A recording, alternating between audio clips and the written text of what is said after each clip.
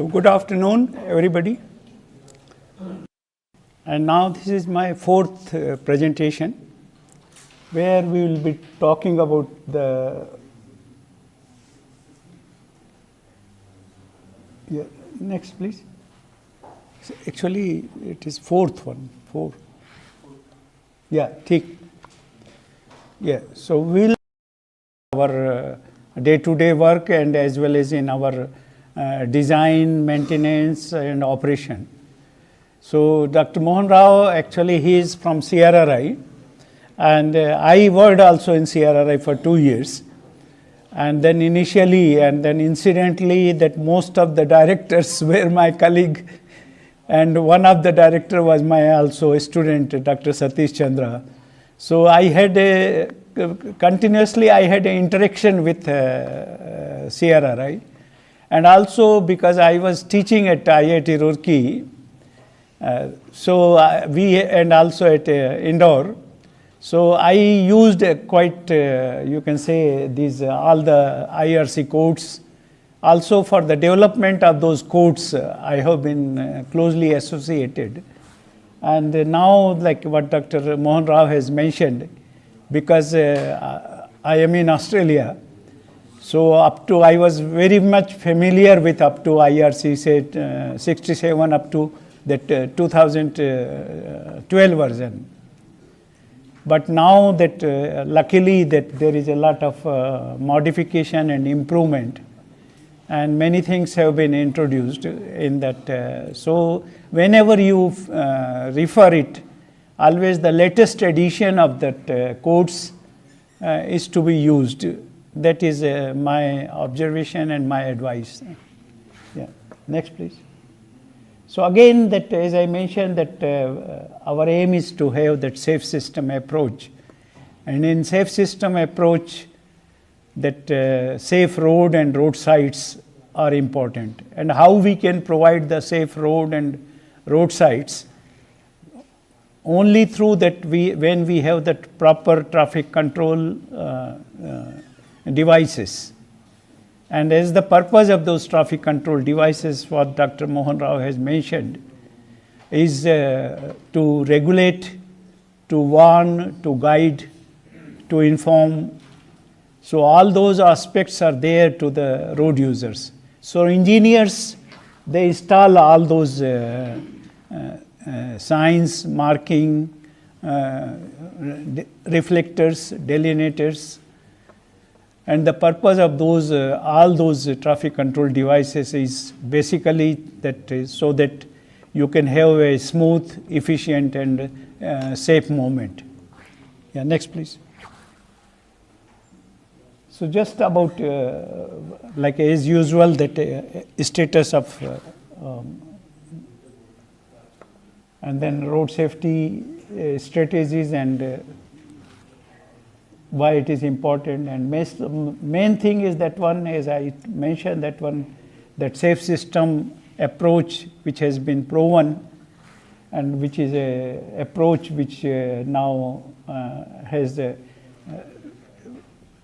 effectively wherever they have used those pillars of the safe system, they could succeed in improving the road safety.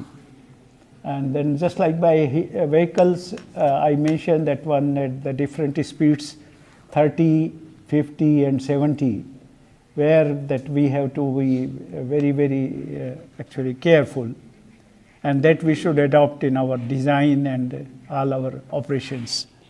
Next, please. So already, as I mentioned, that most of those fatalities, there are main two reasons what we have mentioned. That one is overspeeding and that negligency. That includes that like driving from the opposite direction, not following the rules and regulation, not following those traffic control devices. So we have to pay attention on that one, and that way we can prevent those road fatalities and casualties. Again, the same system approach, the different principles. Next, please. So one thing is there that it's not only a problem in India or in Bhopal, but it is the problem at a global level. So each and every country, each and every state, so far what I have come across is the only limited number of cities, like capital of Norway, Oslo. That is the only place, like a big city, where there had been 0 fatalities. So Vision Zero, what we say that it is that everybody says that it is not possible, it is impossible. But in Norway, in Oslo, they had 0 fatalities. I was working in Canberra, which is the capital of Australia, and there we took all those strategies and actions on those different pillars. And then we could reduce it from, normally it was used to be 20 to 30 fatalities. It is only 5 lakhs population, but it is a capital. But from those 20 average per year, we could reduce it to 2 per year. So we took the different measures. So now that at UN, United Nations, and also at the global level, they have a sustainable goals they have actually agreed upon. And in that one, there are 2 programs, or 2, you can say, performance indicators, that all the new roads, whatever the new roads will be constructed, they should have a minimum 3 stars. And then whatever is the existing roads are there, that we should try to improve them to that 75% should be 3 star. So that is the aim at a global level. And same India, our minister, Honorable Mr. Gadkari, when he attended Stockholm Declaration and other those type of international forums, so he has also signed that India will also follow these global performance indicators, and they will be our also the goal. So in future we will have that 3 star level for all new roads and for all users. It is not only like for cars or buses, but it will be for pedestrians, for two-wheelers. So that is the aim, and that is what we want to achieve, that one. So by 2030, those are the 2, you can say, for existing roads and for the new roads. Yeah, next please. So again, quite extensive studies have been done by that World Bank and by the different agencies.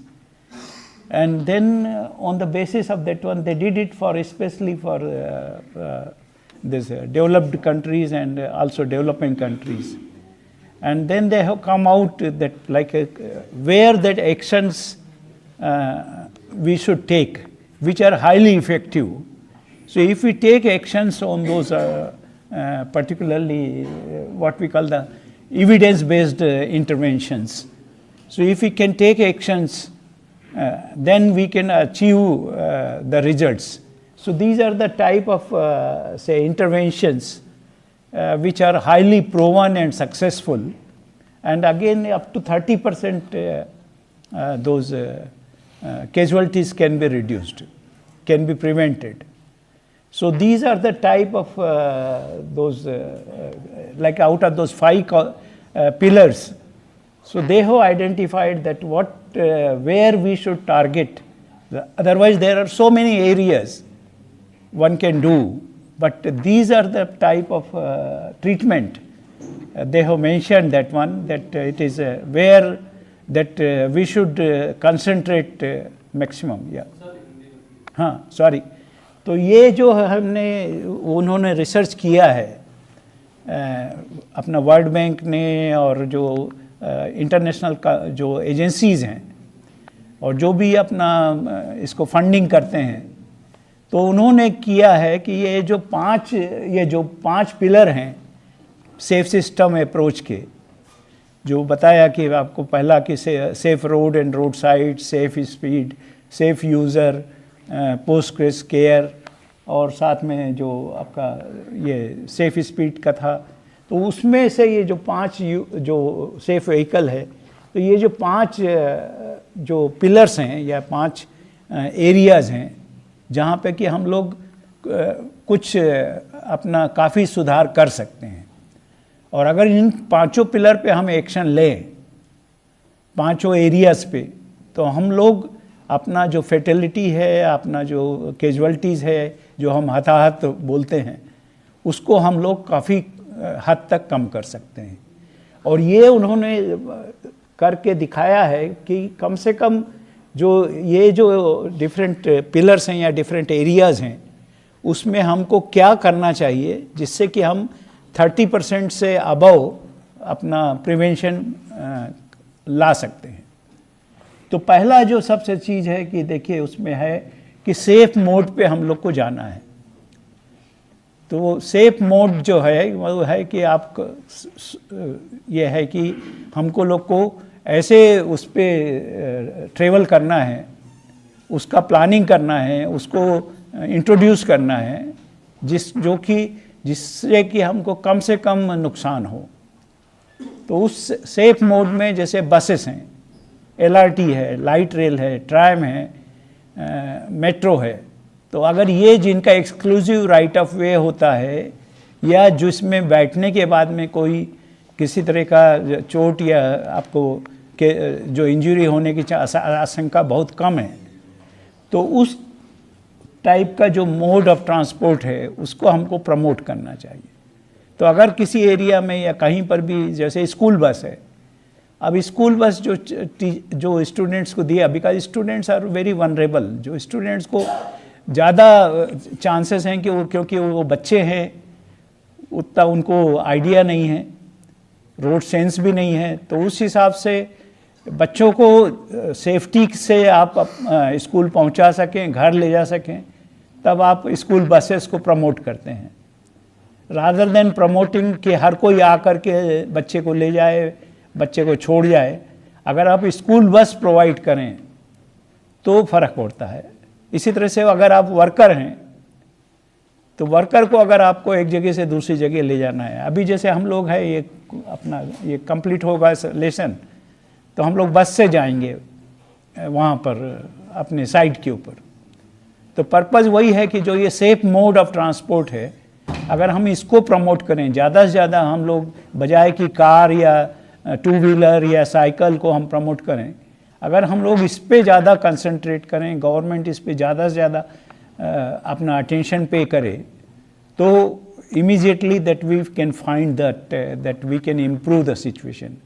BRT शुरू हुआ था, ट्रेम है, light rail है, metro है, अब जैसे दिल्ली में है, हमारी लोग की बसेस थी। I was general manager in DTC, Delhi transport corporation, तो उसमें हम लोग करीब टोटल 8000 बस दिल्ली में चलाते थे।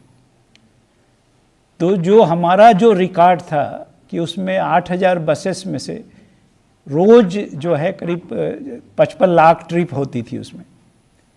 पर रेयरली कभी ऐसा हुआ कि कोई बस के अंदर चढ़ने के बाद में उसको कोई तरह का कोई एक्सीडेंट हुआ हो या कोई कैजुअल्टी हुई हो या कोई इंजरी हुआ हो।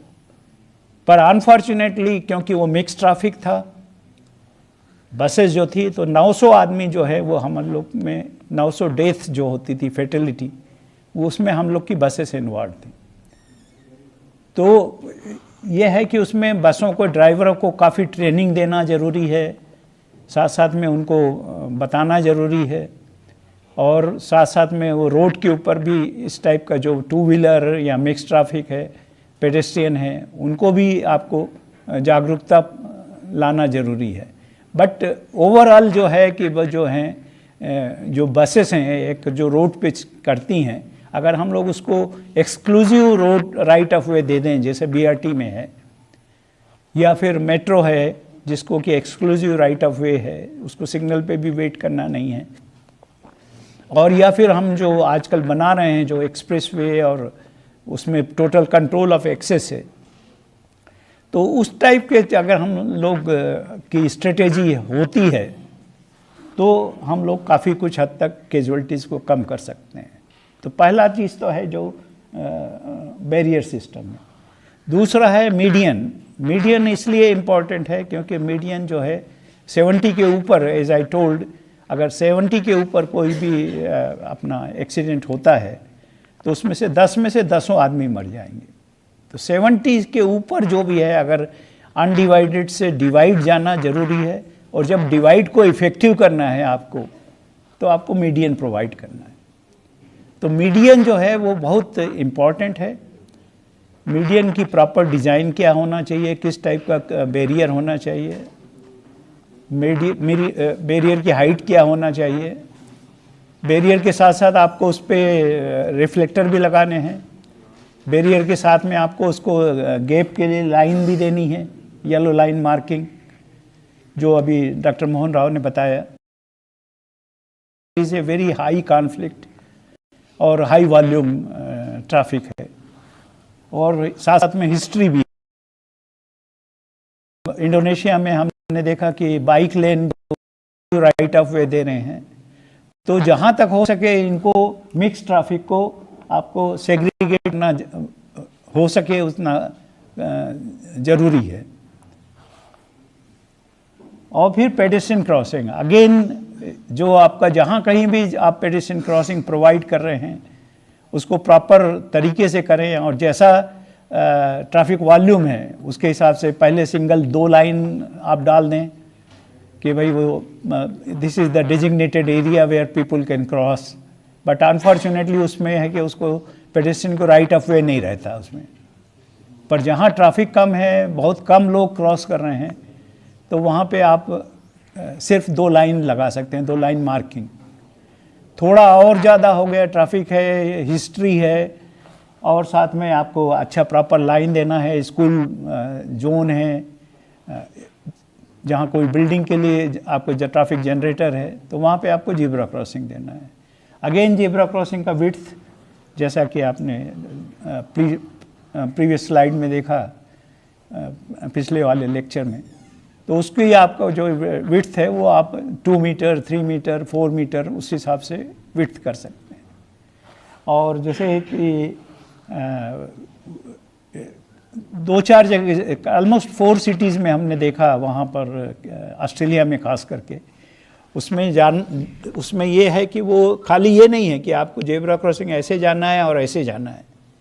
जब उनका टाइम एक वो होता है, जब सिग्नल देते हैं, तो उसमें आप पूरे उस एरिया में उसको येलो पेंटिंग कर देते हैं, येलो क्रॉस। वो एक तरह की पेंटिंग है, जो मार्किंग है वो IRC कोड में 35 में दिया है। तो उस एरिया में कोई व्हीकल स्टॉप नहीं कर सकता, और उस एरिया में जब वो सिग्नल आपको मिल गया, तो उस समय आप जिग कहीं भी, मतलब इस डायरेक्शन में जा सकते हैं, ऐसे भी जा सकते हैं, ऐसे भी जा सकते हैं। तो वो एक टाइम रहता है, और उसमें वो इंडिकेटर जो वो आपका सिग्नल है वो अपना देता रहता है, आवाज़ देता रहता है कि भाई ये टाइम शुरू हुआ है और इस टाइम ख़त्म हो गया है। तो जहाँ बहुत ही ज़्यादा आपका वॉल्यूम है, तो बजाय ग्रेड सेपरेटेड देने के, आप उसको इस तरह का भी कर सकते हैं कि भाई सब लोग उस समय, ये रोड जो है, इस इंटरसेक्शन है, वो खाली पेडेस्ट्रियन के लिए है। और उसमें क्योंकि अगर आप ऐसे जाते हैं या ऐसे जाते हैं डायगोनली, तो आप जल्दी जा सकते हैं, अदरवाइज आपको यूं और ऐसे जाना पड़ेगा। Sorry, previous. दूसरा है कि फिर वही जो आपका स्पीड में है, तो ट्रैफिक कामिंग IRC 99 जैसे हमने बताया, सॉरी,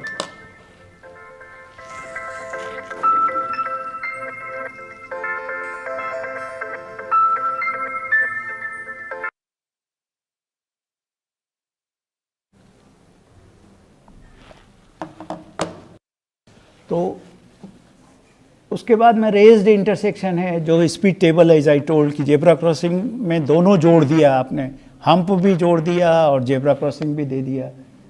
फिर गेटवे ट्रीटमेंट, जैसा अभी अपना डॉक्टर मोहन राव ने बताया कि भाई जब आप एक बिजी मार्केट या बिजी टाउन में इंटर हो रहे हैं, आप सडनली आप हाई स्पीड से आ रहे हैं और आपको लो स्पीड में जाना है, तो वहाँ पर आपको वार्निंग के लिए वो सिग्नल जो साइन बोर्ड हैं वो आपको प्रोवाइड करना रहता है, तो उसको बोलते हैं गेटवे साइंस।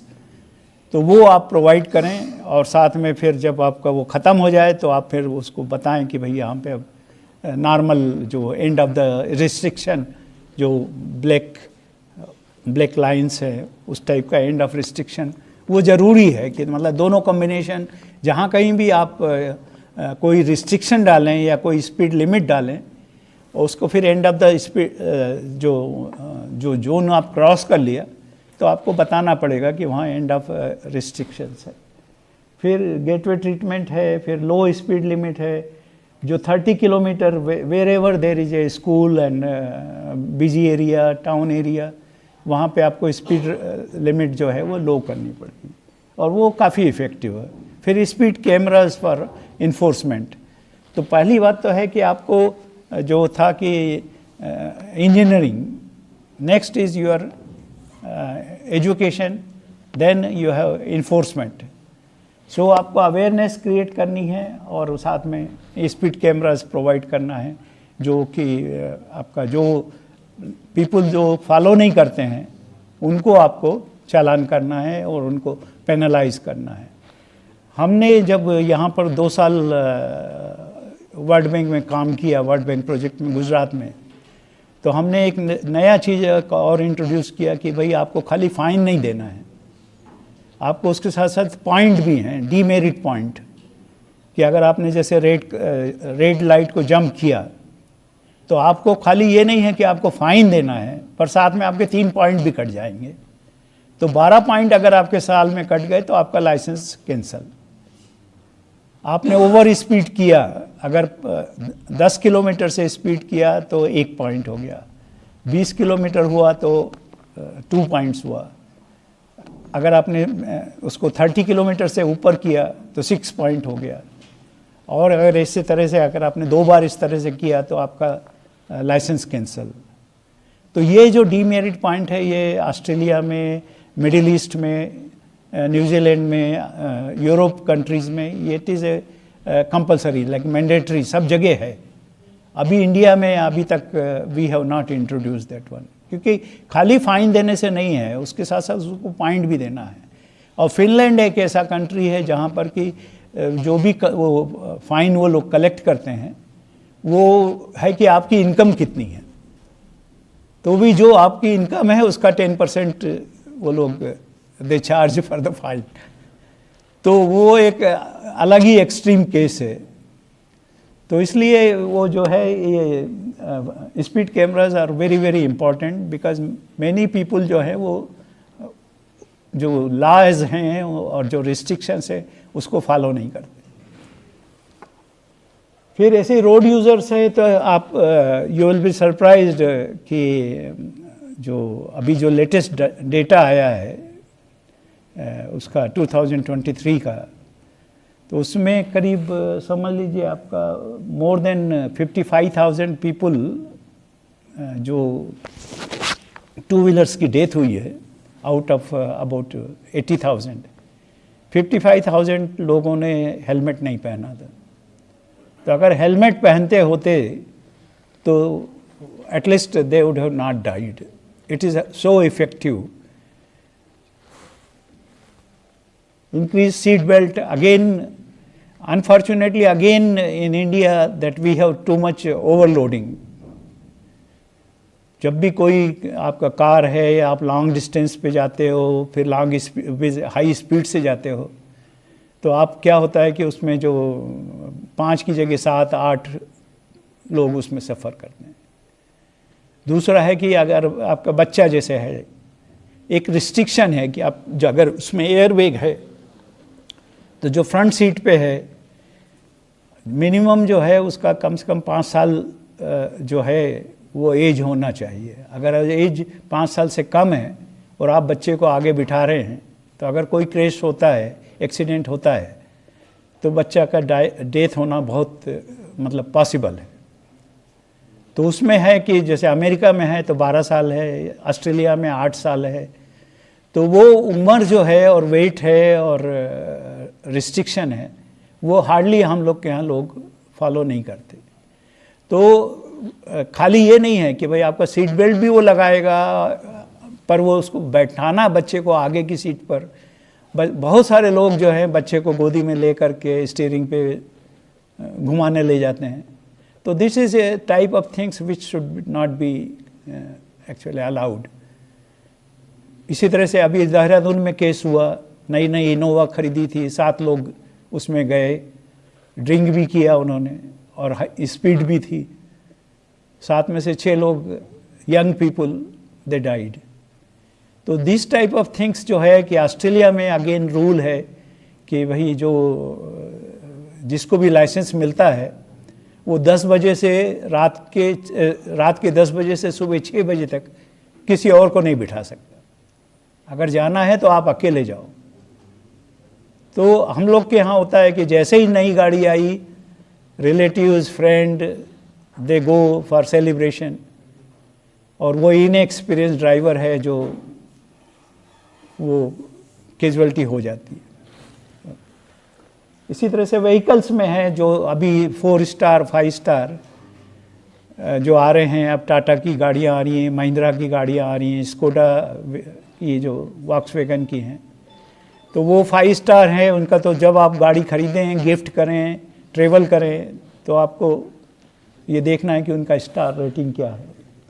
फिर और भी जैसे एक हमने बताया कि वो इंटेलिजेंट स्पीड एडॉप्टेशन सिस्टम आ रहा है, उससे है कि आप स्पीड भी अपनी नहीं बढ़ा सकते जो भी, क्योंकि नॉर्मली जो गाड़ियां हैं वो उसमें अबाउट 180 to 200 250 तक का मार्जिन होता है कि अगर आप उसी रोड मिलें तो आप चला सकते हैं, पर उनको रिस्ट्रिक्शन रहेगा कि वो साइन पढ़ेंगी और उनको बाद में। तो अगर वो उस टाइप का टेक्नोलॉजी डालते हैं, ABS हुआ, ESP हुआ, ये सब चीज़ें जब से आई हैं तब से इसमें काफ़ी इम्प्रूवमेंट हुआ। और 25,000 लोग जो है वो ऑक्यूपेंट्स दे हैव डाइड। सो अगर प्रॉपर और अच्छी गाड़ियाँ खरीदी जाएं, जैसे ऑस्ट्रेलिया में 95% और 5 स्टार, तो फ़र्क पड़ता है उसमें। नेक्स्ट प्लीज, या नेक्स्ट प्लीज, या next. So coming to that main topic, what so far I was just like giving the background.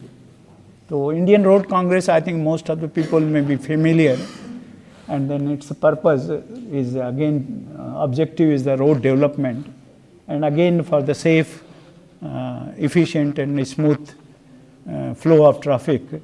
So they develop all the necessary, you can say, guidelines, codes, standards, and whosoever has done like a research or any studies, so they publish it, that they have the journals. Next please. So recently they had the 83rd annual session in Raipur, and incidentally that Dr. Parida, who is the director of CRRI, he has been actually nominated and selected as the president of Indian Road Congress. So you might have seen that in your pamphlets. He was to come, but he couldn't come. So codes, standards, guidelines, special codes, webinars, seminars, workshops, papers, annual sessions, publications, lot of activities Indian Road Congress has been involved, and they are they are sharing and transferring the knowledge, whatever is going on. So they are acting as a more or less, you can say, MR, medical representative for the engineers. So if you follow them, you attend their conferences, seminars, so you can gain the knowledge. Next. So these are that, again, if you catalog which is relevant for our, especially for safety point of view, I have just listed some of them, where that there are more than, you can say, about I think 400 codes and special publications. So here I have given that list which we road safety audit, traffic safety barriers, signs, marking. Again, you have to see that one, that like IRC 35. IRC 35 is 2015 was the old one, now it is 2022. Same thing IRC 67, which was 2012, now it is 2022. So try to, whenever you use any of these codes, always go for that latest version.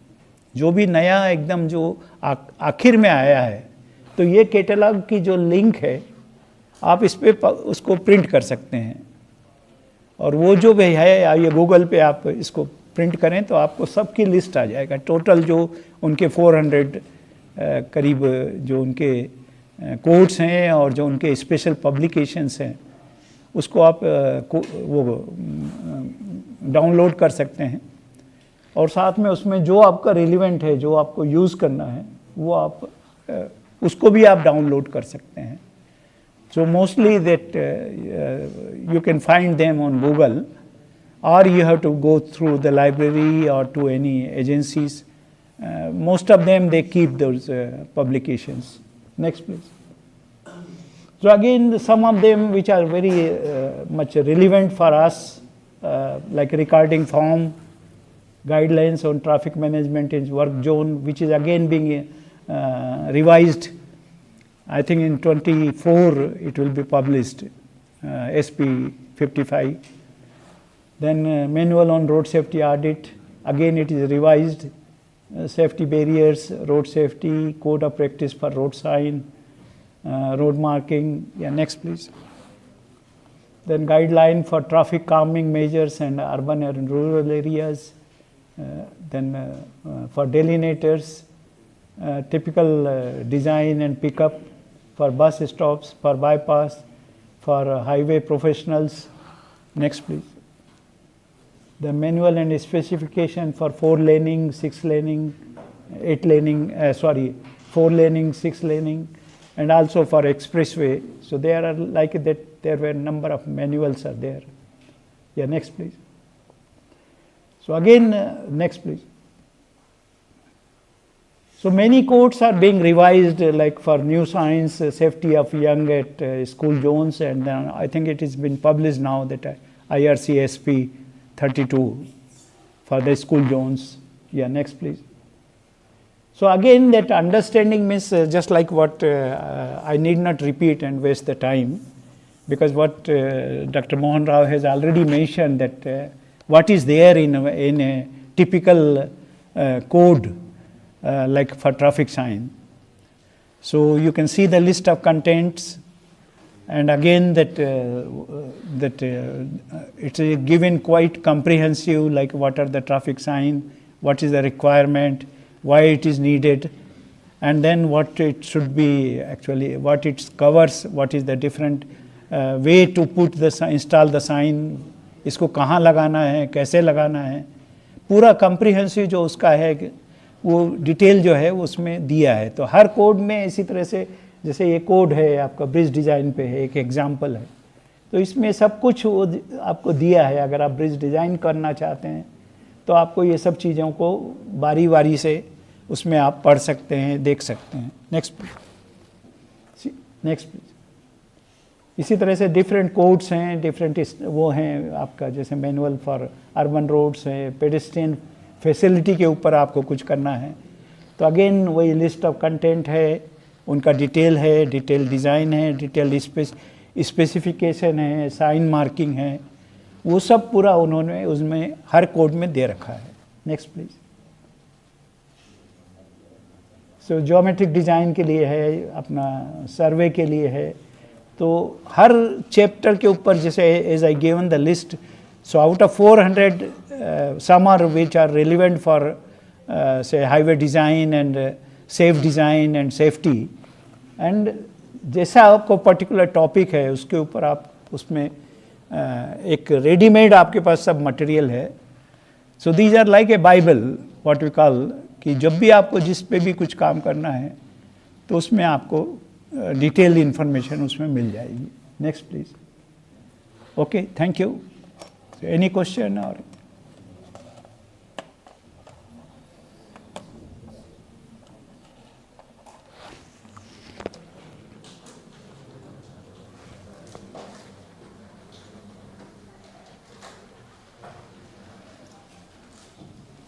तो इसके बाद हम लोग सीधे वो lunch जहाँ कल किया था वहीं चलेंगे और वहाँ से फिर बस से हम लोग वो रेलवे स्टेशन जाएंगे। तो आप चल सकते हैं सब।